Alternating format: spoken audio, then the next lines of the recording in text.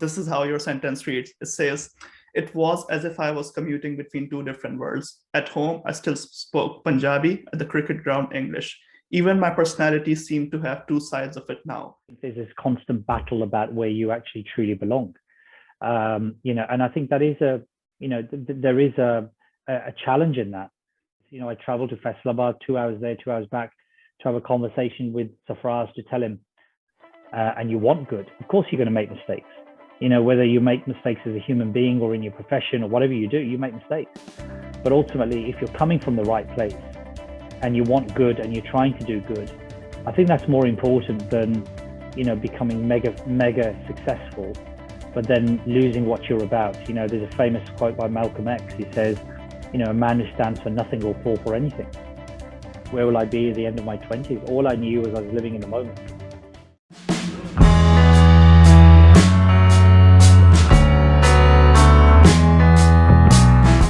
Hello, everyone. Good morning, good afternoon, wherever you're watching. And today I've got someone with me who represented like Warwickshire County, and if my records read right, he was one of the first few Asians to play the county level. And he did that for 10 years. And after his cricketing career, he moved on to many of his administrative roles, where he went on to become the CEO of the Cricket Foundation, the CEO of the Leicestershire County Cricket Club, and quite recently, the latest feather in Wasim's cap was going to Pakistan as the CEO of Pakistan Cricket Board. He also had the honor of winning an MBE, and he has an award-winning autobiography. So that's some of his introduction. How do you feel, Wasim, hearing about this? Did you ever think your life in this way, and what got you to these achievements, in terms of your mindset? Yeah, no, look, thank you. Firstly, thank you for inviting me onto this. I think when you're growing up, you obviously have aspirations. There's different things you want to do with your life. Yeah. But I don't think you ever chart out your life the way it turns out, good or bad. So I think for me, from a young age, from the age of 12, 13, I wanted to play pro cricket. Yeah. So I was lucky enough to play professional cricket for Warwickshire in the 90s, when Brian Lara, Alan Donald, Sean Pollock, these people were all at Warwickshire. And I managed to win a couple of medals during the 90s at Warwickshire as well, in the first 11. So, I kind of fulfilled a dream by making it as a pro cricketer to start off with, as the first British-born Pakistani to be awarded a contract back in 1990, right up to the point where, I kind of worked into administration after I finished playing cricket, and finally ended up at the Pakistan Cricket Board in 2019. Yeah, makes sense. And what were your earliest memories growing up in Birmingham, if I know this right? How was your neighborhood, and how did you really got into cricket? Yeah, look, I grew up in a place called Small Heath in Birmingham, and it was a predominantly sort of Asian area, like a lot of pockets are in inner city areas.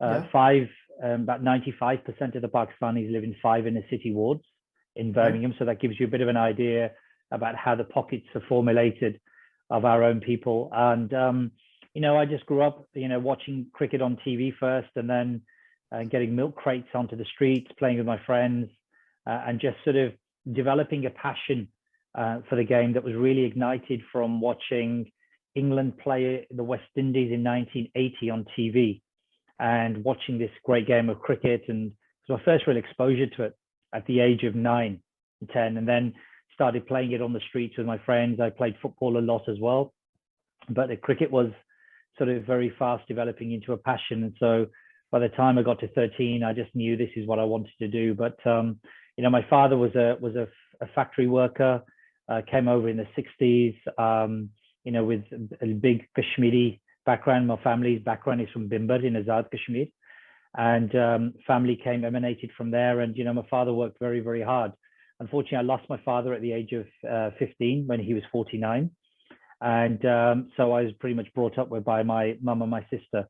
A lot of nurturing, a lot of love, and a lot of support. So very fond memories of my young days growing up playing cricket and just playing with my mates on the streets, and that's really how I developed a love for it. Yeah, makes sense. And if I just read a part of your autobiography, it's just one of these lines that I just found quite interesting, and it just opens up a lot of questions, really. So you just like quoted one of your self talks while you're playing for the Warwickshire County. You're saying that face the facts, man. How many Asians have ever made it at the county level? Your face will never fit. You should have concentrated on education, like your parents told you. So the first point really like that strikes me is how many Asians have ever made at the county level. What were those self-doubts, and like how did you go on to like, I mean, defeat those, and like how did you like propel yourself to like play 58 for Stasi and then also go on to like be a chairman of one of the leading England's counties?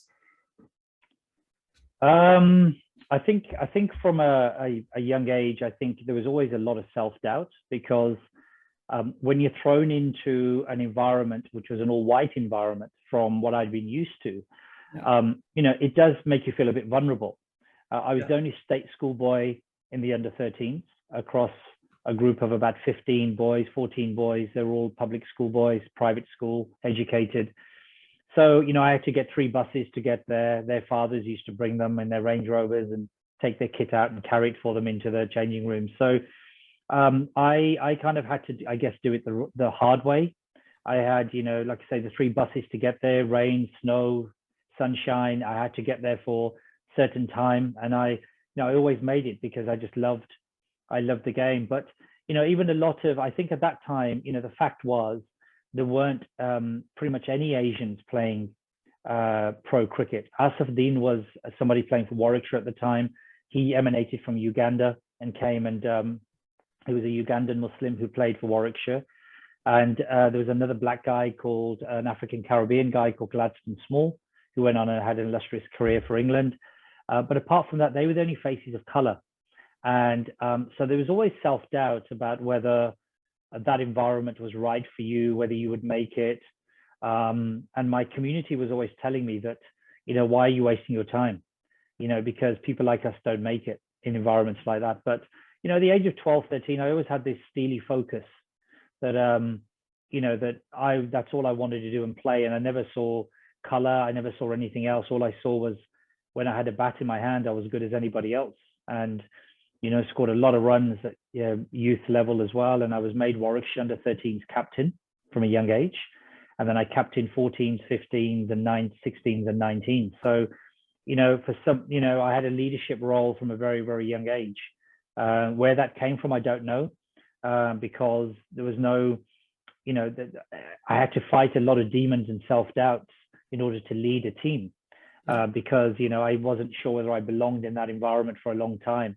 So it was a lot of more self-doubts than anything else, which I think emanated from the fact that I came from a very insular community. The vibes I was getting from my community at the time was discouraging me to try and pursue a career in cricket because A, they felt it didn't happen to people like us. And secondly, it was never seen as a career. So when our parents came from Pakistan in those days, it was very much to try and provide a better life for children. And the better life was focused around education. So I kind of went a completely opposite way where I had little interest in education.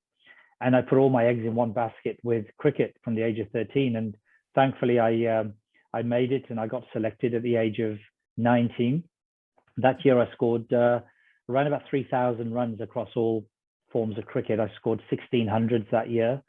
I played for England under 19s.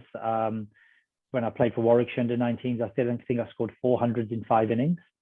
And when I played club cricket, second 11 cricket for Warwickshire as an uncontracted player, I think I scored 171 not out in 1 game for Warwickshire seconds.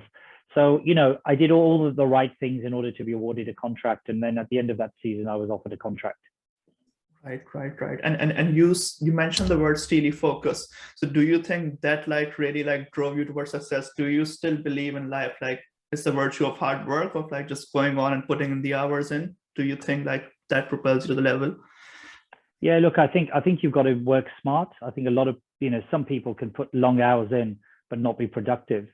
I just had a focus. I think what cricket taught me, firstly, was the lesson of everything it took me to become a pro cricketer.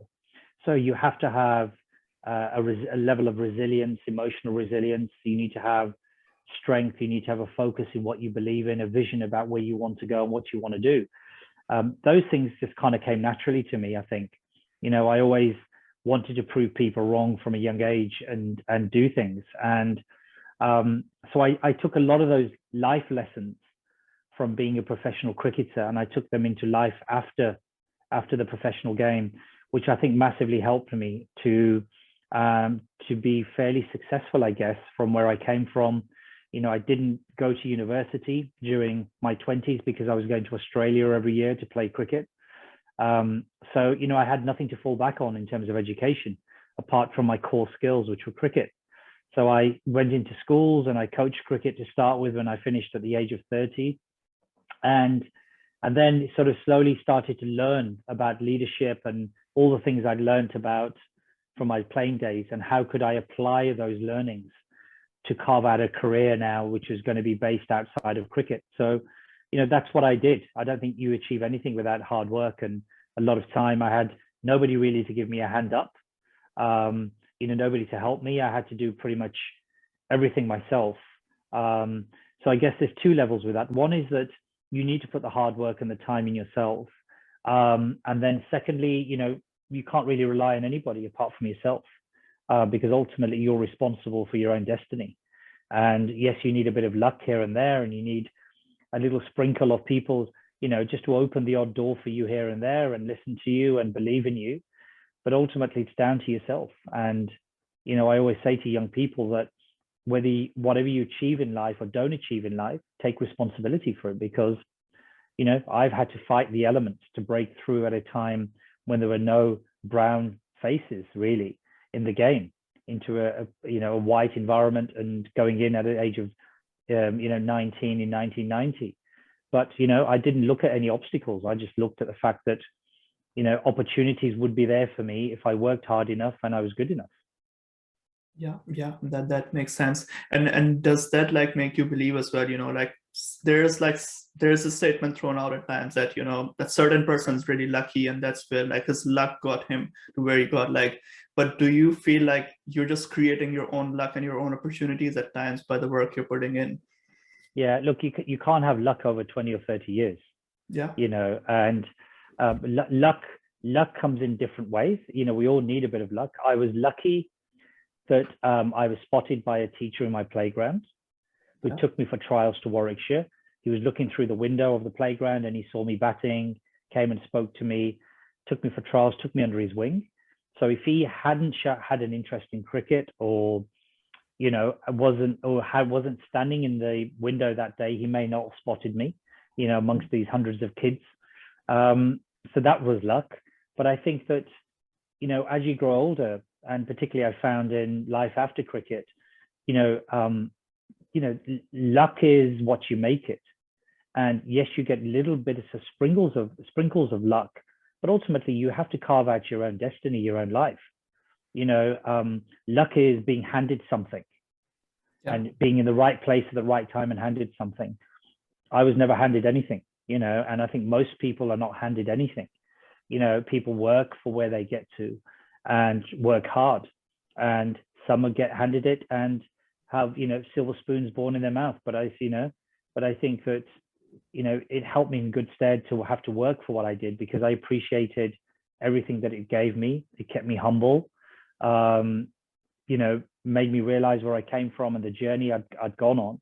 But ultimately, that sacrifice and hard work are part and parcel with achieving in life. And I certainly wouldn't say luck is why people do. Normally, people who say that other people are lucky are looking for reasons to justify it in their own heads why some people are successful and maybe they're not. Yeah. And it makes them feel better to say, oh, so and so only got there because of luck. And well, I defy anybody to say how you can be lucky over a 30-year period. It's pretty difficult to do that. So, I would say that, sheer hard work that a lot of people put in, I was no different. And that's how I, got to where I got to. Yeah, that makes sense. And you touched upon the role of your parents and like a big role of your community that reflects from your book as well. And you know, like there's certain expectations coming from a South Asian background that this is the academic, like I mean, route for you towards like success in life. And you're just kind of defying that by saying, no, I'm not going to university and I'm just going to try to play and try to make my life in professional cricket. How did that come to you? Did you feel the pressure of it in your early like teenage years or in your early 20s, and just defying that it must be tough, right?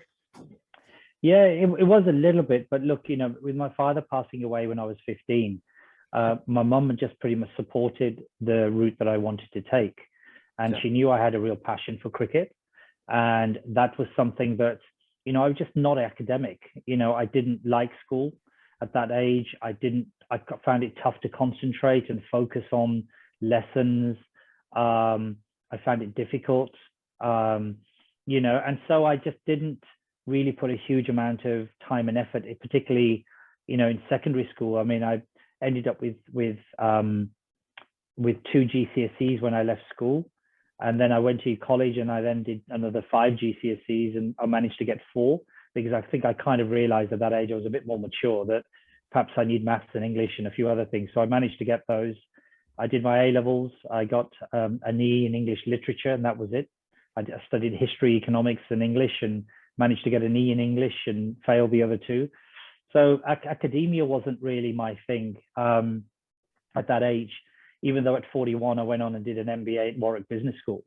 It was probably just where I was in life at that time, and really enjoyed it. But, you know, so cricket was always my thing. And, you know, I was so focused in a bubble.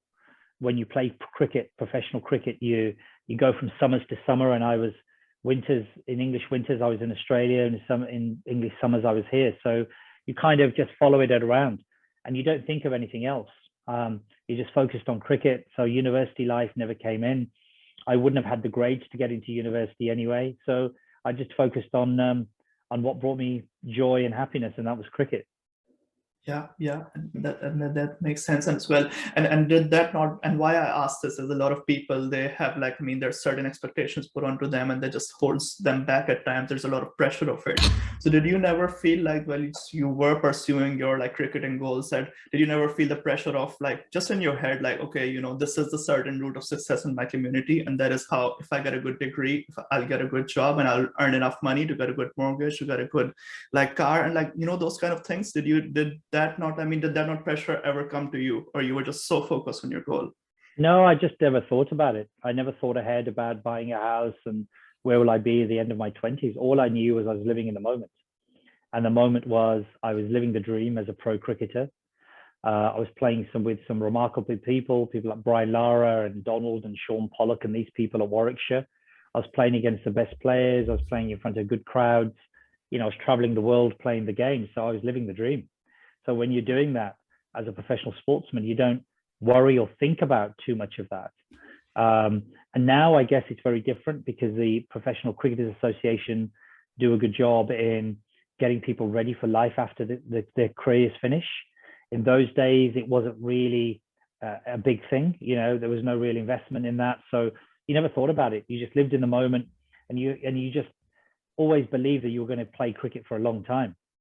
And you never thought about life after the game, and, you know, getting married, buying a house, getting another job, just didn't cross your mind.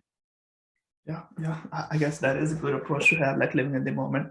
And just a question on, so you went on, like fast forward to those years where you are playing for the Warwickshire County, and you are in like this UK sports culture, which is big on like, I mean, this lad culture, big on drinking. And like, did you ever like strike to you, like, did you ever feel like you were included in the atmosphere? Did you ever feel like you were included, or did you ever feel like, I'm just not feeling comfortable here, or like I'm not really a part of it? If comfortable is probably not the word, I don't know how to explain, but do you get what I'm look, trying to I think at times you felt a bit uncomfortable. I know other people have had bad experiences at other counties, but certainly in that dressing room, in that environment, you know, I'd kind of grown up in the second 11 with a lot of these players, so I kind of knew them.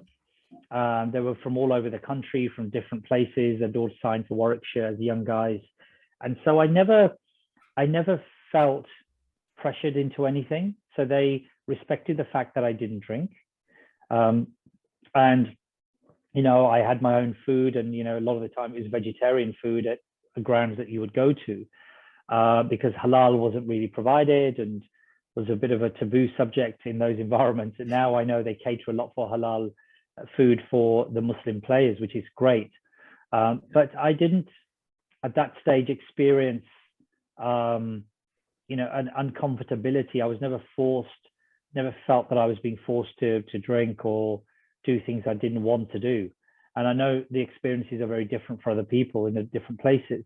You know, at times, of course, you know, certain comments would be said because they probably didn't know better, you know, and, you know, the odd comment would make you feel a little bit uncomfortable. But by and large, you know, we had Asif Dean in that dressing room. We had Gladstone Small, two very, very senior, one black guy and one Asian guy, very, very senior players. So I was fortunate that they were there as senior cricketers that people respected already. So whether people were feeling or wanting to say things, they wouldn't go there because of the seniority of two of these players who were already in the dressing room. Yeah, it makes sense. And the question, and the second question I had was like, did it ever like stop you from feeling the feeling of being included? You're just missing out some of the banter, or like just missing out some of the culture that never struck you? No, not at all. I love the banter, you know, and that's part and parcel of a dressing room. You know, all the other stuff that cricketers speak about young lads, what they speak about at that sort of age. We were a young group of players, you know, so, you know, all the other things about life and other things that go on, you know, the banter was the banter, and you were involved in it. And I was made to feel involved in it, you know, particularly with the guys that I grew up with in the second 11. So like I say, the odd instance here and there where you felt uncomfortable with certain comments or certain things, but by and large, you know, we had a quite inclusive group in Warwickshire during those 90s. Yeah, makes sense. And just one question on your like personal identity, really. Like you were of course living this, like coming from an Asian background and then like interacting in the professional world just dominated by like white people, as you said. And like I would just read out another part of your book which I truly found really beautiful. Like it's not like you would say it's a negative thing, but it's just it's a phenomena to be in. Like, so like this is how your sentence reads. It says, "It was as if I was commuting between two different worlds. At home, I still spoke Punjabi, at the cricket ground, English. Even my personality seemed to have two sides of it now. At ground, I was one of the boys, joining in the banter, learning to talk like they talk, cracking jokes. Back at the house, I was the person I'd always been, deferential to my mom, respectful to the elders, very much of a member of the community, and relishing the spirit we had there." How did that feel? Yeah. Look, it was at times, particularly when you're a youngster, it's two conflicting worlds. Yeah. You know, and it's hard because it's a bit of a paradox, but you kind of you try and juggle both sides. So the pressures of what you were going through as a pro cricketer wasn't something that could be understood at home, or by relatives or by close friends, because, you know, everybody sees your results. If you score 2 ducks in a match, then that's what people will see, and that's what people will ask you about. So your life is kind of played out and everybody can see it. So from a youngster who had no grounding in how to deal with that, I had to deal with that as time went on. You know, I had no issues in terms of, you know, walking through the door at home and then reverting back to who I was, and then walking through the gates at Edgbaston, and then, you know, thinking differently in terms of my outlook and how I needed to think. So, you know, those were things that you just got used to. And I'm sure that there's so many Asians, you know, out there who have had to do similar things. You know, I'm not unique at all. I'm just, you know, my context is sport. People, you know, in business will probably have to deal with that on a daily basis.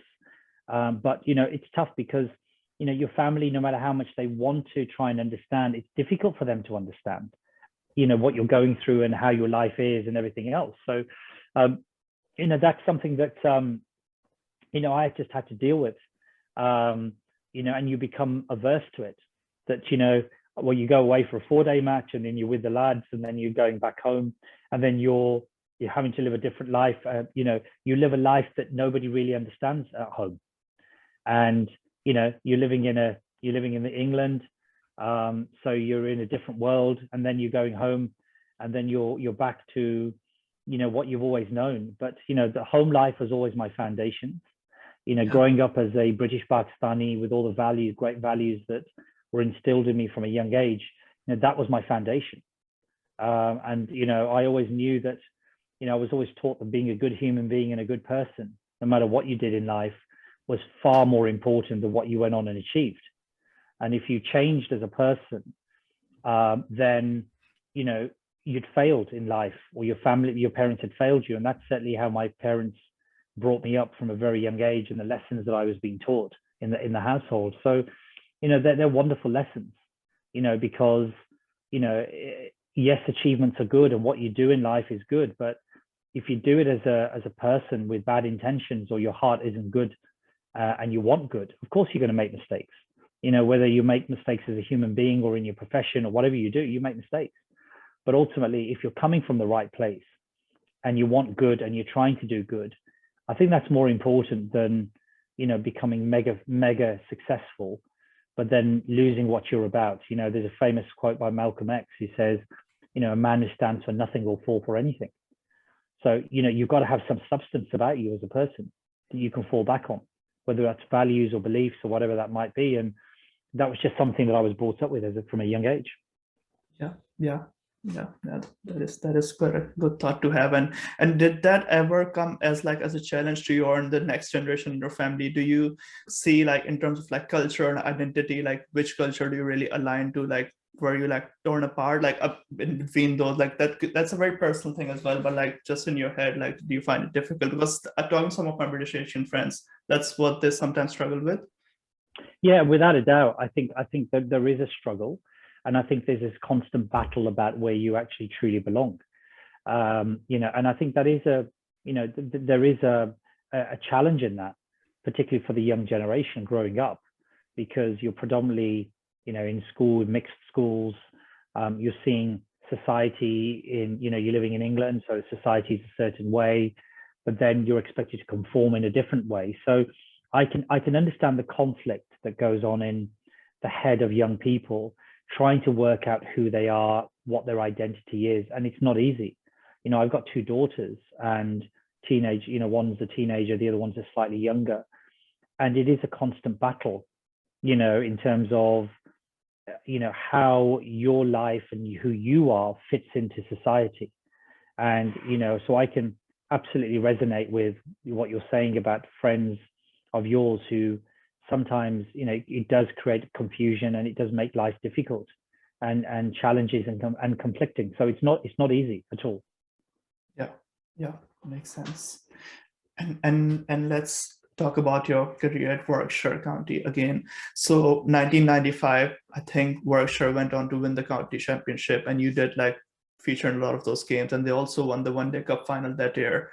So like, firstly, like what were your memories of like playing in that year? And secondly, like just one question I wanted to understand was that you featured a part of a team that was incredibly successful, went on to win the championship.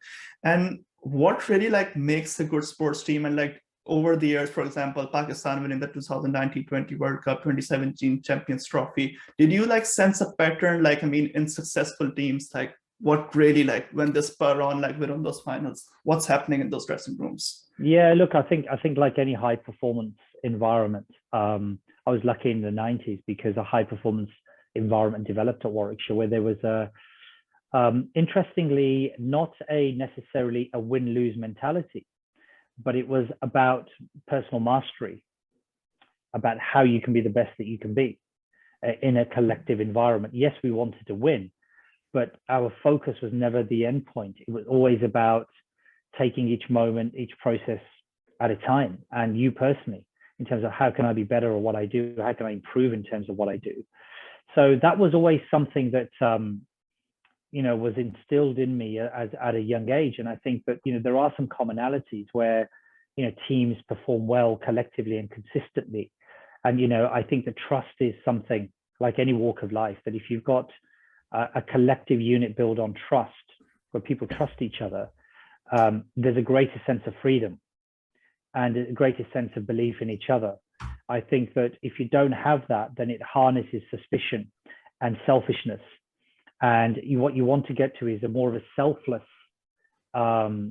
mentality that is more about the collective than a selfish mentality where it's about, well, even if we lose, I don't care because I've done well, which can creep in a lot into environments where people are feeling insecure or you don't have a winning ethos or a team environment. So I think trust is very, very important. I think constructive conflict, I think, which is formed from the basis of trust, where you can have, arguments and debates, heated discussions amongst each other, because you're all aiming for the good of, the good of the team and to be successful. But then you can all walk away at the end of that conversation and nobody falls out because you all got a common goal and a common purpose. So I think at Warwickshire, we were always united around a common purpose. In 2019, when Pakistan won the Champions Trophy, there was a common purpose, there was a belief, there was a team spirit that was built on trust. They trusted the captain, they trusted the coach, they trusted each other as players, and there was camaraderie. 1992, exactly the same, under Imran Khan winning the World Cup, 2009 winning the T20 World Cup at Lords. You could sense that there was a belief that everybody was playing for each other. Pakistan cricket has always been at its best when everybody's working towards a common goal. And everybody's united around a common purpose. And I think that it's no different in business, it's no different in any sporting context, that if you have everybody built around that, then I think that, it takes you towards success. And, to build trust, you've got to be able to be open and you've got to be vulnerable. And I think that what our captain did and our coach did in the 90s, and particularly the captain, he showed his vulnerability, and players showed their vulnerability. And that opens you up for people to want to help and support you. And then it encourages others to be open as well, knowing that they've been able to do it. And I think that's part of leadership, is to remain humble, remain focused, but feel, it's okay to be vulnerable at times. There's no harm in that. You're a human being, and to show that. And I think that starts the process of building trust as well. Makes sense. And given the fact that we have touched on Pakistan cricket, so let's move on to 2019. You get offered the role of Pakistan Cricket Board Chief Executive Officer. And in fact, that role was created for you. How did that call come up? And that was a massive move, just relocating with your whole family back to Pakistan in a completely different environment. And it's tough on you, but equally on the kids. I'm just thinking, how did that just happen? Yeah, look, it was, I applied for the role. I think there was about 200 applicants. Ehsan Mani had just taken over. He's a former president of the ICC. It was a new regime, new time under Imran Khan.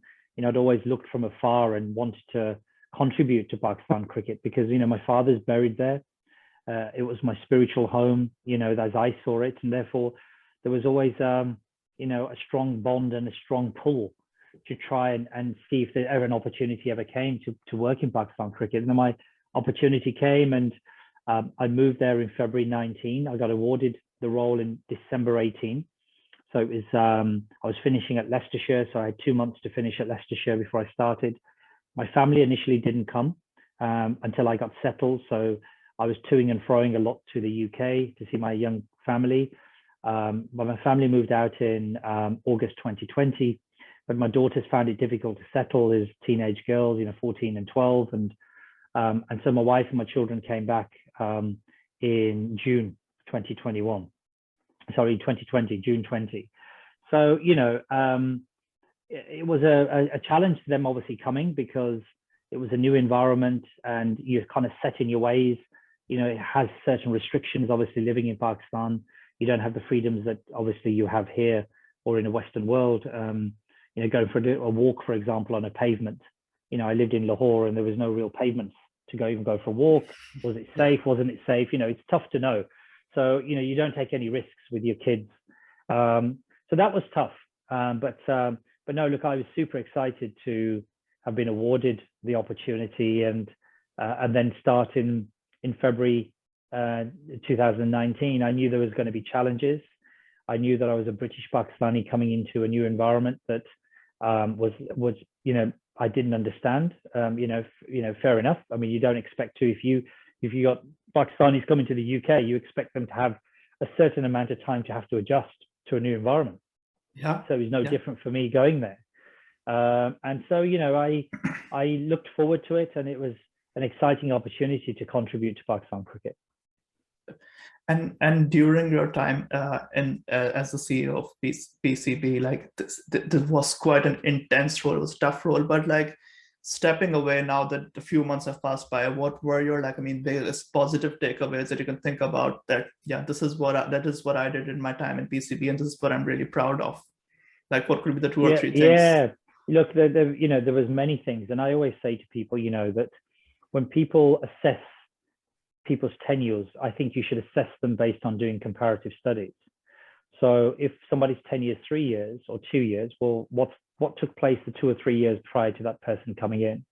And I don't think it's really for me to judge, you know, whether I did well or not. I mean, that'll always be it for other people. But in terms of things, good things that happened, I think that bringing the whole of the PSL back to Pakistan, which was a vision, easier said than done, because of security issues. There was still kind of some umming and ahhing about whether the whole thing could be done in Pakistan, the logistical challenges of making it work across different venues, you know, transportation, knowledge and know-how, all of those things come in into making an operation like that work. So bringing the PSL back was, I think, an important thing and a big thing.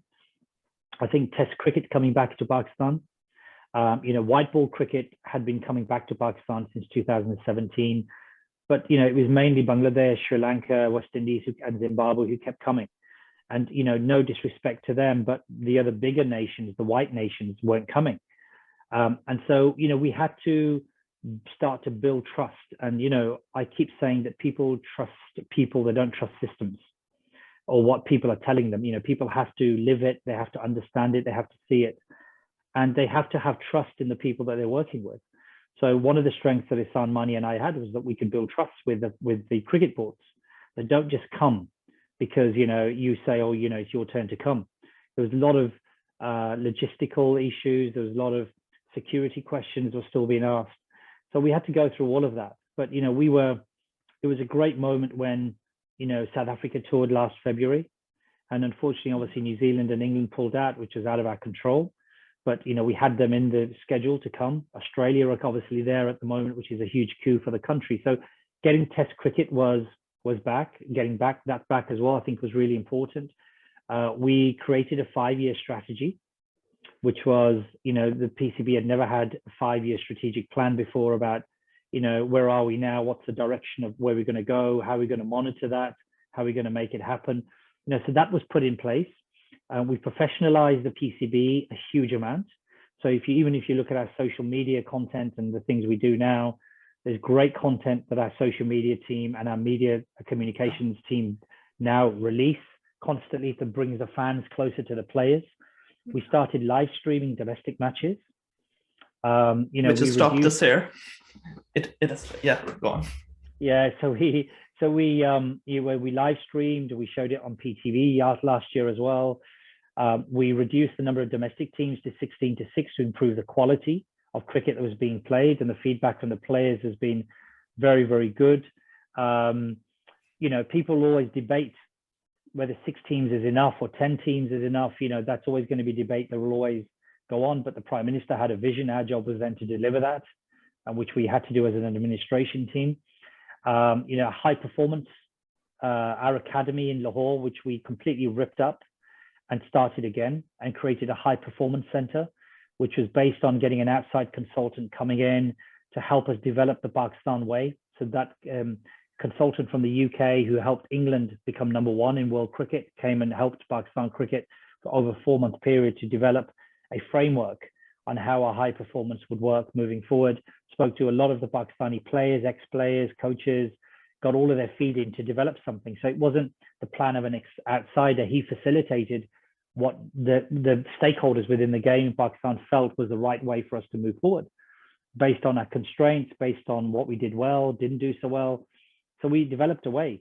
And, you know, a large chunk of that World Cup squad was part of that squad 3 years ago that was playing Pakistan cricket. And you saw in the World Cup, the quality of cricket and where we are now.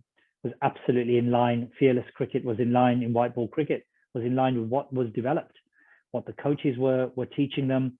We had some exceptional coaches in Sinclair Mushtaq, Muhammad Yusuf, Yunus Khan for a while, Misbah and Waqar contributed.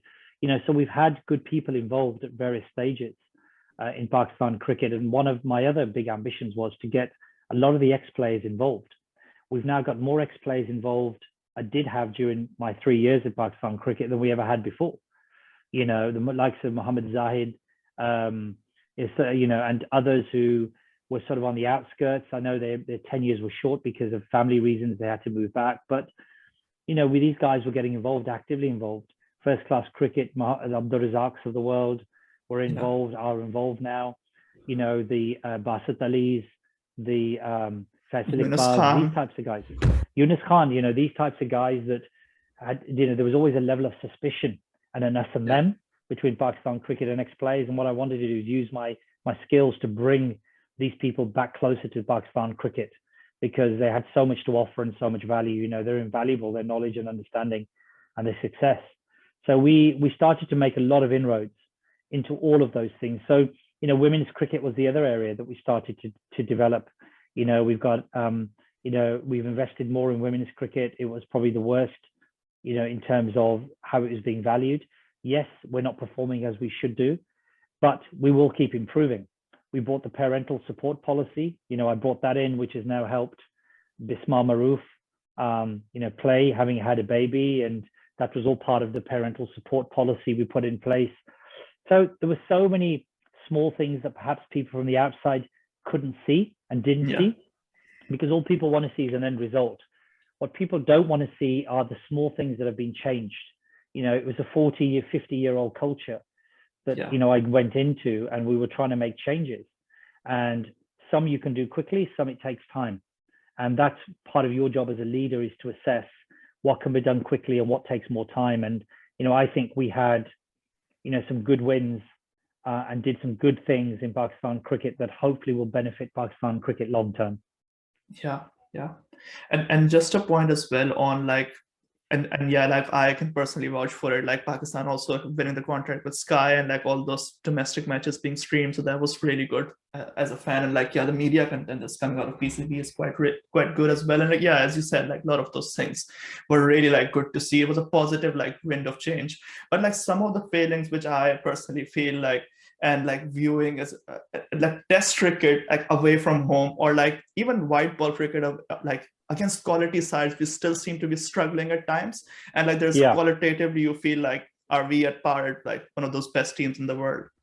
And what kind of what do you feel are the shortcomings of Pakistan? This is not on you. This is just saying that what is wrong with our system that is not letting us be a consistent world beater. Look, we've been losing in Australia for 40 years. Probably longer. So it's not a new thing. India lost to New Zealand in New Zealand a few months before we went to New Zealand and lost in the Test series. So, conditions, you'll never get the conditions in Pakistan in terms of your preparation, in terms of the real conditions you're going to face in Australia or New Zealand. No matter how much you try and simulate that, it's going to be difficult. But I think the mental resilience, the mental toughness that you need, the technical flaws, I think, come in, because in Pakistan cricket, this is why we changed from 16 teams, because you've got to have quality, you've got to have stress in your system in order to improve it. With 16 teams, there was very little stress. People said, yes, but we've won this and we've won that. But what have we really won? We won 3 white ball competitions in the last 30 odd years. Is that good enough for Pakistan cricket? That's the question. We win one series, we lose another. We always win at home because our wickets, serve us and we help. Then we go abroad and we don't perform as well because people become lazy in their techniques, because you can get away with it on those wickets. So, I think the constant challenge, I know the new regime are looking at the wickets, which is great. And, it's a constant challenge that until we improve the mindsets, our techniques are improved at grassroots level so that you have a foundation. So in India, for example, the foundation of techniques is very strong for young batters. So they're pretty solid. And then the games expand. We expand and then we try and hone back and try and improve techniques as they get later in life, which is difficult because your muscle memory works a certain way. And so I think that a greater focus now through the new system, because we've got under 13s, under 16s, under 19s now working. You've got 90 city structure, you've got 6 cricket associations. I think all of those things, more focus on coaches, on retraining coaches, getting the best coaches working with the youngsters, knowledgeable coaches. I think that will help at grassroots level to make techniques better. That will ultimately help when these guys get older. They've got the great foundations of good techniques. So I think, look, there's no easy solution. I think that the wickets improving constantly has always been a challenge in Pakistan, and I know that that's been worked on now. And I think the high performance system, I think in 10 years, over the next 5 to 10 years, you're going to really start to see the difference.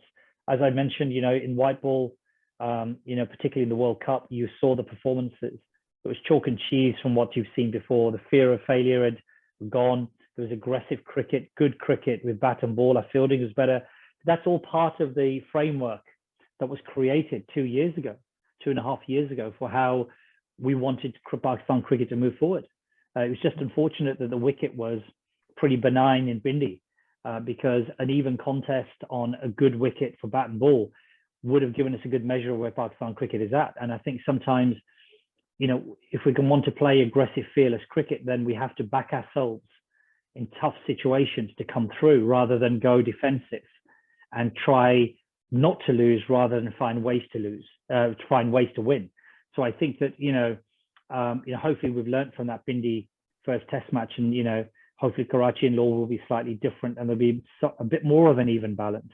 Okay. But I think that all of these things contribute to success. There's not one single one that you can wave, but there's a number of things that sometimes will take time to make right. Because when people kept saying, oh, but why are we changing our system? We're successful. And I said, well, we're sitting 7th in Test cricket, or 6th in Test cricket, and 7th in ODI cricket. So I think the Test Championship, has added good context. So we'll see over this 2-year cycle where we are as a Test team. Yeah, definitely. That makes sense. And that brings me on to one of my final points as well. And I know it's like of a non-issue now, like things have moved on. But in 2019, you come in February, and then July, a massive ring of changes are pulled out after the World Cup, 2019 ODI World Cup. Sarfraz at the sack, who's one of my favorites as well. And then Babar Azam was another of my personal favorites. You just come in and bring that, and Misbah is just owning the throne for everything. How did that happen? Do you now not see it as a move? How do you reflect on that move? Was this the right move? Look, I think firstly, and it's not shifting responsibility. There is a cricket committee in place that reviews performances of coaches, of players, who then make recommendations to the chairman for decisions. My job is sadly to deliver the bad messages. So I have to travel to Faisalabad, and this again is my personal way of doing things, which I've been professionally grown up in terms of brought up to do. And that is, I travel to Faisalabad, 2 hours there, 2 hours back, to have a conversation with Sarfraz to tell him that during the T20 domestic T20 tournament in 19, that sadly, the captaincy was going to be taken away and given to somebody else. So you have to be the bearer of bad news at times. I think the other thing with the Misbah thing, I think in hindsight, of course, that was, you can look back and you can agree or disagree whether that was successful or not. You put a lot of pressure on him, sure. But, there was no natural people that you could see in the system who could become chief selectors. There was nobody who had a head above the parapet, and you could say, right, good, sensible heads, measured individuals, no biases, who could actually go in and do a good job as chief selector, and I think that was part of the challenge we faced. And New Zealand were operating with the head coach who was also chief selector at the time. And we thought maybe that was an opportunity for us to do that. But, it placed tremendous pressure on Misbah, which is unfair on him. So we have to take the blame for that. It wasn't his fault. That was our fault, my fault, that we did all of that. And so, you look back, and of course you don't get every decision right. But he also did a lot of good things. He did a lot of good things, and I think he set the foundations. If you speak to a lot of the players now, a lot of the players will say he did a lot of good things that are now helping us. So I think to write off Misbah's tenure as being bad for Pakistan cricket, I think is very disrespectful on him, because he had to work really, really hard to pick Pakistan cricket up when we started to see the results, with the South Africa series last February and other series wins. People said, oh, but we only beat Bangladesh, Sri Lanka. Yeah, but you can only beat the people who are in front of you, the team. Yeah. At that stage, nobody else was coming to us. So you've got to beat who's in front of you. And, so I think looking back at that tenure, it was a highly pressured one, stressful one, I think, for me, during the time when Misbah was there, because there was a lot of pressure on me, a lot of pressure on appointment of Misbah. एक तो हमारा media भी अजाबी बना देता है जिंदगी को, but look, it's I think they are what they are, the media there. They're not coming from a bad place, but वो एक अजीब ही mental space में होता है, like I don't get what I'm trying to achieve. Well, some of them come from a bad place. Some of them definitely do. So some of them, no matter what you do, are never going to appreciate or give you recognition, because they want to paint you as a villain. So that's fine. I mean, that happens. It only seems to happen in Pakistan, sadly.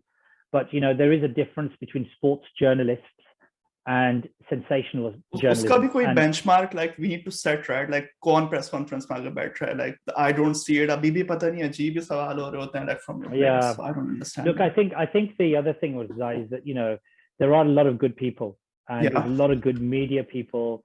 There's a lot of good cricketing media people in Pakistan who genuinely want Pakistan to succeed, who look at constructive criticism, not personal attacks on people, and and they're the ones that you respect. And they're the ones that earn respect, because they're being fair and they're being balanced.